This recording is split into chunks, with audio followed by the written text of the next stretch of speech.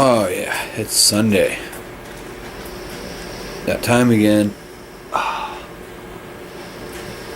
got mine, you got yours?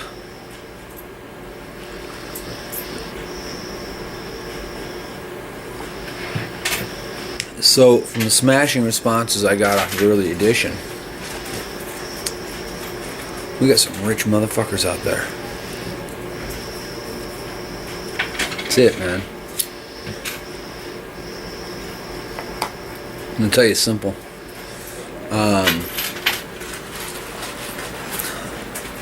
You give me any group of human beings on this planet, get them together, they bitch and whine and cry and try to point out why they're smarter, more pious, more wise, more intelligent than the guy next to them. Not car guys.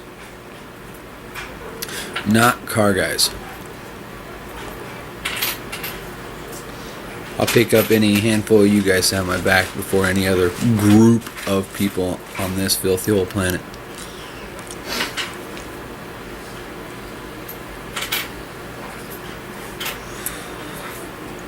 You guys are the doers. And God damn it, I'm proud to be a part of something like that. I definitely want to say thank you all. Gosh, we're up to 340 some subscribers. I never thought for a second we'd be where we're at in this amount of time. Viewership's up. It spiked over the last month. Huge. Thumbs down guy. I don't know where the hell he's at. I'm a little worried. I must, am I getting boring, guys? Am I putting out iffy videos? Because, I found, by and large, through my life, if I'm on the right path, I got someone from the sidelines yelling at me, flipping me off, telling me I'm a loser. I don't know.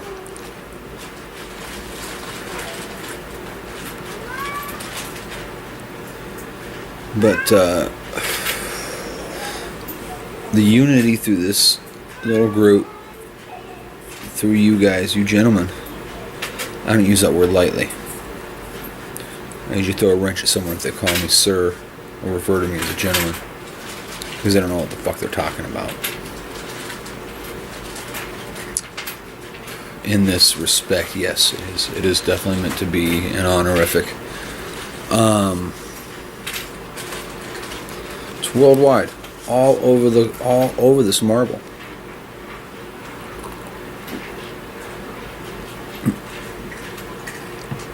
If I think we need to throw in British Parliament and the White House here in the States and your parliaments and heads of office around the world, I think we need to throw old grizzled car guys.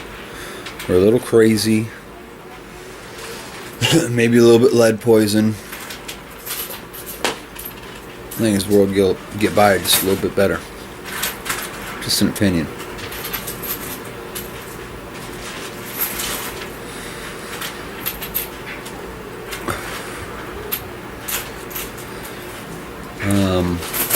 I really don't got a lot today for Sunday morning coffee. I don't know. There's just not that much I'm angry about. There's not that much that I'm upset about. The crazy shit is we got stuff going over in the Ukraine, Venezuela. We're talking bloody revolt in the streets. Egypt not long ago. The UN troops losing ground in the Middle East. Looks depressingly bleak to me. Don't get me wrong, I honor every soldier that serves, but sadly, they're not serving a just leadership, and I think that definitely does a dishonor to every troop on the ground.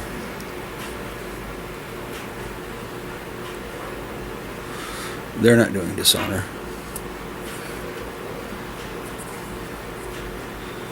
And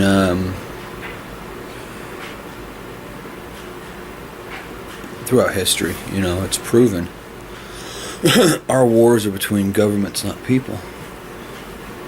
I've heard many a tale recanted from World War I. There was a ceasefire over Christmas, and the Axis and Allies, the Germans and Americans and British, all came up in Dead Man's Land and celebrated Christmas together. And then crawled back into the trenches and killed one another. Because that was their orders.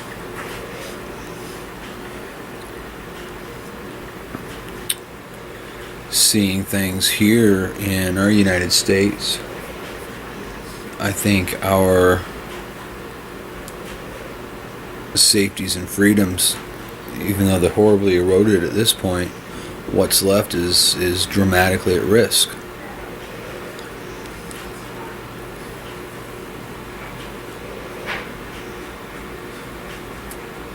Our upper echelon over the last 8 years has shown every high-ranking official in the military who flatly stated they would not shoot upon civilians the door. Forced retirement, fabricated bullshit. They've gotten rid of them, and I don't think we're the exception. I think it's happening everywhere. What do you do? If you really took in what was going on around you, going on around the world, I think you just kind of huddle in the corner and weep because of the atrocities being committed. But it's no different from any other time on the planet. Not really.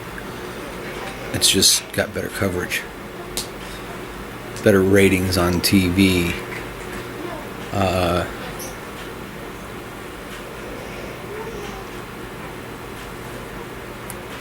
That's current events, really. I'll get into shop talk a little bit. We got a 2500 HD. You guys saw the first 3 segments of that. Whoever's, folks is paying attention. We got some new equipment in the shop. John, he used to work for us. He's going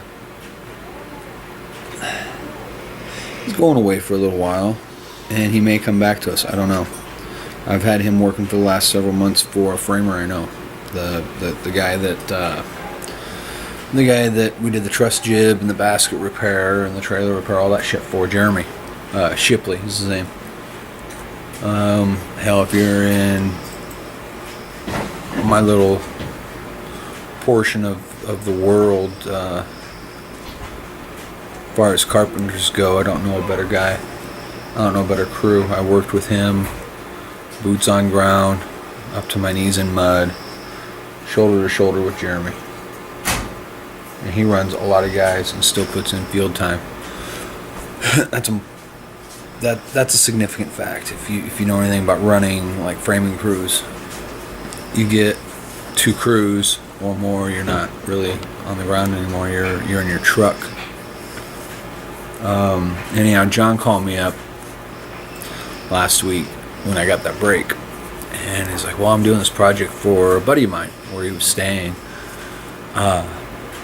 I need you to break some metal. Can I use your little brake?" I said, "Well, we destroyed that fucking thing 3 times. The 3rd time I didn't fix it. I just threw it in the scrap metal bin because I tweaked the frame and, alright." It's like, "Well, I'll tell you what. You make it down to the handy local Harbor Freight," which for me is a long ways away, and I never think about it. I could send Jeremy off early. He drives within 3 miles of there on his way home because he lives south of Des Moines. Where I'm at right now, if you look at a map, you'll find Highway 35, Highway 80, north, south, east, west, where they come together. They loop. They kind of dogleg around Des Moines, and then they split off again. If you're looking at that upper right-hand corner where they dogleg back south and east, I live right there.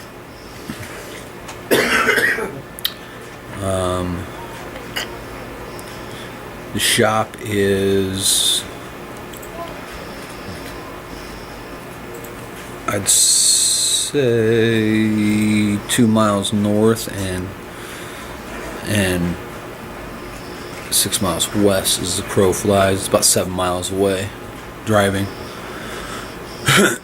Our Harbor Freight's on the far south side. It's literally on the south edge of town. I don't get over there very often. I don't get around real well. So what? He swung over and grabbed that, so I bent up that metal. I told him if he could grab it, I'd get him back on the brake and bend his steel for him. And just some little coil stock we had to do. At 2500, I fabricated that wheel arch in 2 pieces on each side.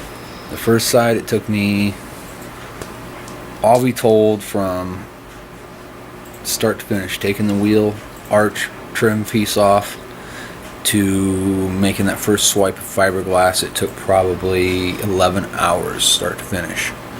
It's cutting it all back, getting rid of all the rust, fabricating those 2 wheel arch pieces, and then the one little piece of exterior skin that goes on the front side of the wheel arch that I didn't have in my patch panel.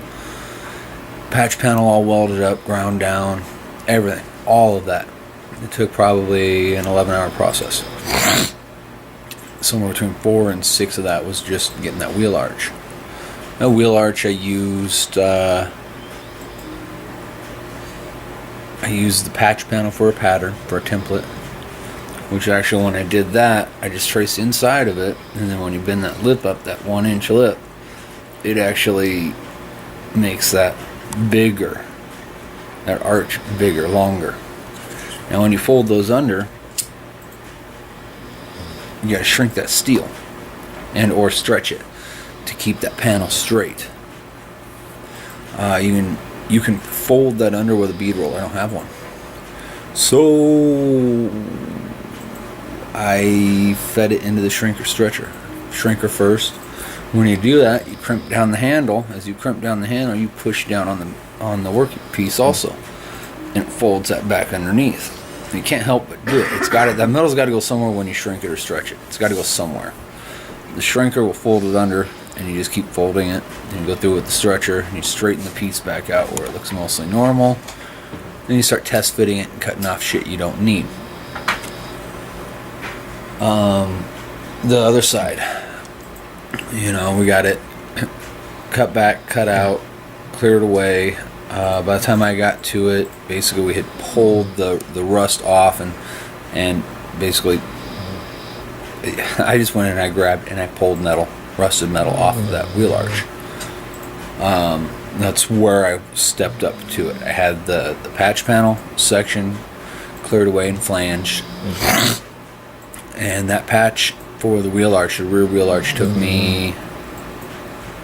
We came back from lunch. I got all the tools set up. Ground back the rusty metal to find out where I needed to cut it. Cut out the metal I had it traced already for a pattern. Cut that out and fed it through the shrinker stretcher. Got it close. Fed it through the planishing hammer. I will get footage of the front half of that wheel arch on the planishing hammer, so you can kind of see that in action. Using a 1-inch radius die on the planisher or anvil, So that took like an hour. Shaving the rust down, cutting it back, fabricating that part, and welding it up complete. Mind you, that inner wheel arch, I'm not worried about warpage or anything like that. It just close counts. And once I get everything cut back where I can treat the rust and pour 15 it, you can't tell shit. Lots of hammer and dolly work and just beating the piss out of things. So the HED's coming together. Owner wanted it Sunday, tomorrow, today. Shit, today's Sunday. He wanted it today at 11 o'clock. Well, he stopped by right before lunch Friday. We do a lot of work for these guys, he and his son. Usually the dad, he's just up my ass I get calls on projects we do for his son, yelling at me about shit that wasn't on my detail. Wasn't my fucking job. This project kind of brought all that to a head. I hadn't heard from them for months. And I ripped his son's ass. I got a ticket out to their company for painting some heater grates or heater shields, whatever, for baseboard heaters, the little metal pieces, trim pieces that cover them up. And I got to take it out to the old man on his wife's truck. And it really got up his son's ass on that one, because I let them call me at that point. I had open tickets that were old. And yeah, I got up everybody's ass. And the next thing I know, an hour and a half later, the dad calls me. I was working on Dad's truck, so it's Don and Dustin are the guys' names. So I was working on Don's truck. I missed it. He called me the next morning right at open time. I was leaving here. I was running late. I was leaving here. When I sat down in the shop, I was going to give him a call because he did call me. I don't blow people off. But it seems like these things are smoothed out. I didn't lose my head. I didn't act in a juvenile fashion. He acted in a very professional manner finally. Maybe we got things smoothed out. I don't know. So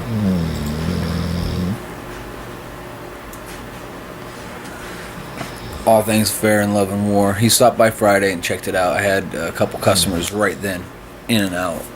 And those were the only customers we'd had that week to deal with. I hadn't solicited any work or tried to pull any work in because it had come to us. Thank goodness, thank God. That's, but I got to get back on working on the business instead of in it. Keep higher profile jobs coming in. And he looked everything over, and I've got a photo log in my phone that I'll actually load up into a slideshow for you. I'll show just the quick and gritty start to finish. Well, he was happy enough. He gave us every last dollar he had in his pocket, which amounted to $11, which, for you that don't know, we got $5 lunches at Quick Trip. Any size soda, a sandwich, and a bag of chips. We ate fat that day. So it goes to show I didn't have to get mean like I really wanted to. Any small shop, you can't afford to alienate customers, no matter. There's a point of how much shit you got to eat, but there's a certain amount you got to swallow. Pride has no place in business like this. You'll find yourself broke and desperate if you let pride or emotion rule your decision making. It's all about math. Numbers make sense, then do it. Pride can work the other way too. You can really like someone and really like the job and feel very proud to have that job and really undercut yourself in a bad way. I'm guilty on both sides of that coin, so don't fret. Don't think there's something wrong with you because of. We all do it. That's kind of my, I guess inspirational story of the week is just I kept my chin up. I kept my mouth shut. I let my expertise and accounting brain take care of it. My professional brain take care of it.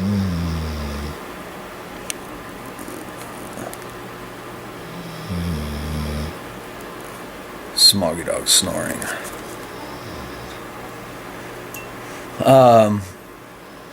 So they're gonna bring us more shit. A lot more shit, it sounds like. I've got 3 tentative projects, all fairly large.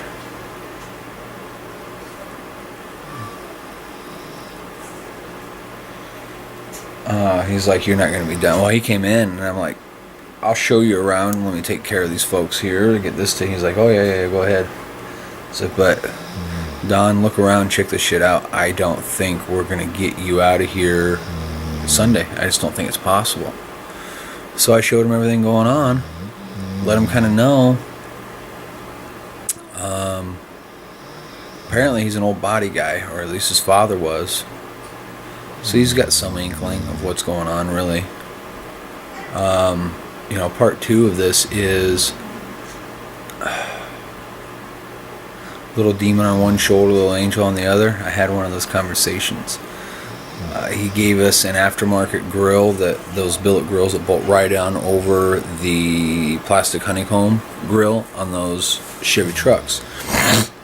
They got little wings in the back, and you bolt it all up, and it's all pretty and sexy and whatever.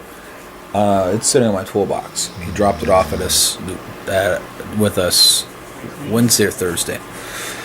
Well, I got out there and I'm looking.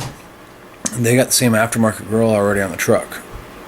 I mean, literally the same aftermarket grill. I was looking at this piece that he sent us, and one of the tines was bent a little bit, and this thing looks identical. The same tine up at the top left corner was bent when you're looking at it.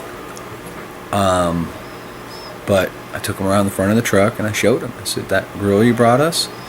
I showed him that. I said, "Your grill's sitting in my toolbox." I could have left it alone, kept the grill, sold it on Craigslist for $100 and moved on. Integrity. Integrity is behaving in the same fashion whether people are watching or not. That's what I'll leave you with. Integrity. Can't buy it. You can't purchase it. You guys have a great day.